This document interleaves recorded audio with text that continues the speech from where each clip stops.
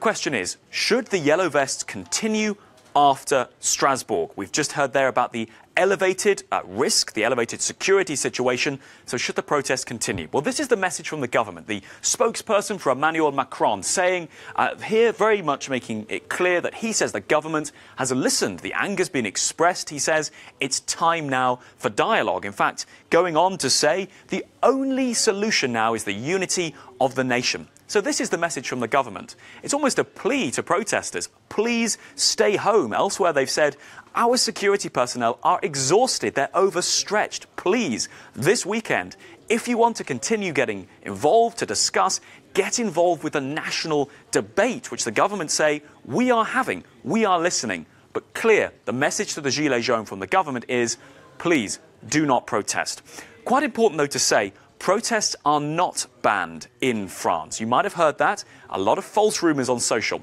The only place they are banned is directly in Strasbourg, where, of course, this ongoing security situation continues. And indeed, it is worth pointing out just how tense a time this is for France. 1,300 soldiers on the streets. The security threat level elevated to that of emergency attack. In cities like Lyon, for example, Christmas markets now heavily reinforced as the manhunt continues.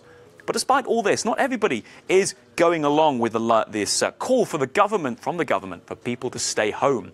Clémentine Autain here, she's a left-wing populist. She says, well, why is the government instrumentalizing this? The gilets jaunes are not behind the attacks. Why should the situation in Strasbourg stop people being there, expressing themselves on the streets? And indeed, they look like they want to carry on. This weekend, it's been called Act 5. Look at this group.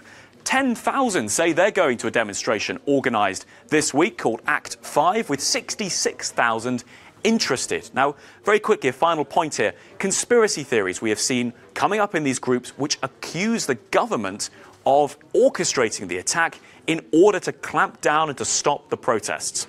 Now, the only reason we'd mention something like that to you is because a French minister today, in the last few days, has addressed this concern directly, saying it is a disgusting claim. So you can see the back and forth there. But the message from the government, please stay home. The message we're getting from social, from these groups, is that people do intend to go back to the streets.